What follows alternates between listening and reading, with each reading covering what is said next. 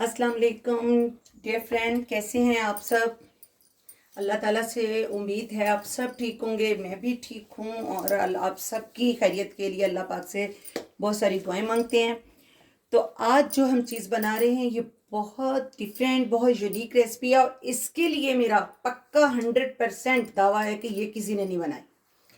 तो जनाब, आज हम जो बना रहे हैं उसके लिए हमें जो जो चीज़ें चाहिए उनमें ये हरी मिर्च है मेरे पास, 5-6 हरा धनिया है, ये 2-2.5 इंच का अदरक का टुकड़ा है, 5-6 जो जो जवे हैं ये लहसुन के हैं, एक ये बिल्कुल छोटा स्मॉल साइज का प्याज है, नमक है, हल्दी है और ये 1 लीटर दूध है। और ये जनाब, तो ये आज हम बना रहे हैं इसे, ये मेरे दादा अबू की बड़ी फेवरेट डिश थी। वो सर्दियों में इसे ज़रूर बनवा के खाते थे, ख़ास तौर पे जिन लोगों को बोन पेन और जोड़ों की तकलीफ़ होती है और बहुत ज़्यादा सर्दी महसूस करते हैं, तो उन लोगों के लिए ये बहुत बेहतरीन चीज़ है। तो हम मिर्चें, अदरक, लहसुन और प्याज को ब्लेंडर में डालकर अच्छे से थोड़ा सा पानी डालकर ब्लेंड कर लेते हैं और फिर हम आपको अगला इसका प्रोसीजर दिखाते हैं। जी तो फ्रेंड्स, हमने इसे अच्छी तरह से ब्लेंड कर लिया। आप इसे चाहे वो कुंडी में पीस लें, सिलवट्टे पे पीस लें, वो आपकी अपनी मर्जी है। मेरे पास ब्लेंडर है तो मैंने इसे ब्लेंडर में लहसुन, जो 5-6 जवे मेरे पास लहसुन थे, एक मीडियम साइज़ का प्याज था, 5-6 मेरे पास हरी मिर्चें थीं और 2.5 इंच का टुकड़ा मेरे पास अदरक का था, उसे मैंने थोड़ा सा पानी डाल के अच्छे से ब्लेंड कर लिया है। आप अपनी पसंद के मुताबिक जो मिर्च है उसका फ्लेवर हल्का या तेज़ कर सकते हैं। तो आए अगली। तो व्यूअर्स, ये है मेरे पास, ये देसी घी है। तो ये देसी घी में मक्खन में बहुत मज़े का बनता है। आप चाहें तो इसे ऑयल में भी बना सकते हैं, पर मैं इसको देसी घी में ही बनाऊंगी। तो मैंने इसमें 1 चम्मच भर के ये देसी घी का डाल दिया और तकरीबन आप इसे 2 से 2.5 टेबल स्पून जो है ना, वो मैंने इसमें देसी घी डाल दिया। जैसे ही थोड़ा सा घी गर्म होता है तो फिर हम इसमें ये जो हमने मसाला पीसा है उसे डाल के बहुत अच्छे से भूनेंगे कि जब तक कि हरी मिर्चों की जो वो एक महक होती है ना, वो ख़त्म ना हो जाए।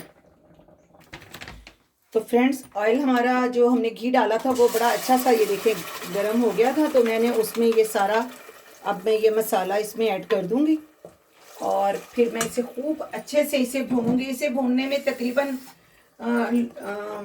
मीडियम टू जो है ना, लो टू मीडियम जो है इसकी हीट, उस पर तकरीबन 15 से 20 मिनट लग जाएंगे। आप ये सारा मसाला काफ़ी सारा बनाकर भून के और इसको एक शीशे की बॉटल में डाल के फ्रिज में रख सकते हैं और ये 15-20 दिन ख़राब नहीं होता ना। जब चाहें आप तो आप इसे तब बना लें। तो जब तक ये हमारा मसाला रेडी होता है तो फिर हम आपको दिखाते हैं कि इसे कितनी देर तक तकरीबन इसे भूनना है हमने। तो फ्रेंड्स, ये देखें, इसको भूनते हुए तकरीबन 5 से 7 मिनट हो गए हैं और इसे मुसलसल हमने ना हिलाते रहना है ताकि ये बिल्कुल भी नीचे ना लगे। नहीं तो दूध में तो आपको पता है ना, इन चीज़ों की खुशबू बिल्कुल बहुत ही बुरी लगती है ना।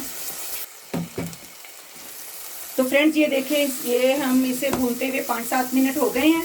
हल्का हल्का सा इसका घी बाहर आना शुरू हो गया है, मगर अभी भी हम इसे मुसलसल बहुत अच्छे से चलाते हुए भूनेंगे ताकि इसकी जो मसाला है ये हमारा नीचे न लगने पाए। और इस मौके पे हम इसमें डाल देंगे 1 चम्मच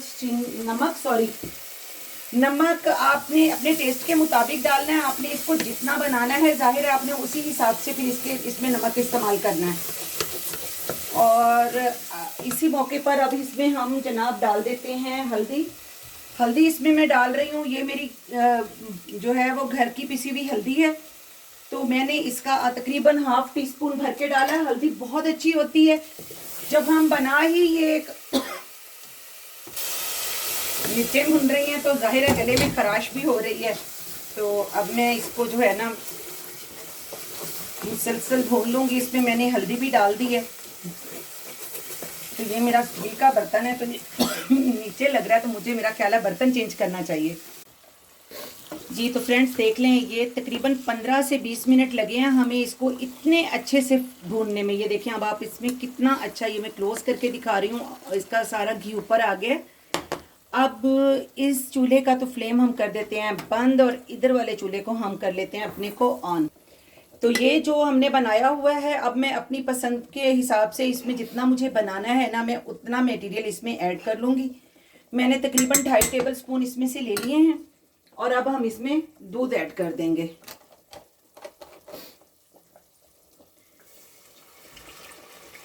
जनाब ये हमारा इसमें दूध ऐड हो रहा है और अब हम इसे हल्की आंच पे तकरीबन 10 से 12 मिनट इसको खूब अच्छे से पकाएंगे।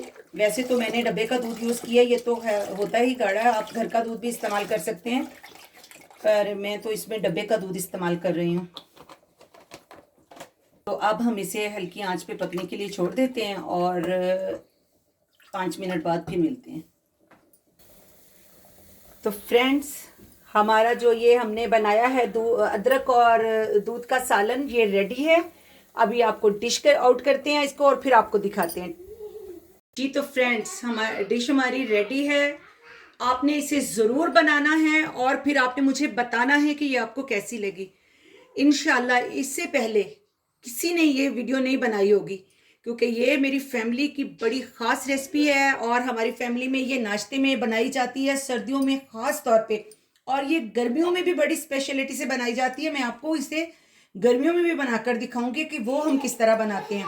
आप इसे बनाइएगा और इसके साथ घी वाली रोटी बनाइएगा और फिर उसके साथ आप खाइएगा, इसमें रोटी डाल के चूरी बना के खाइएगा।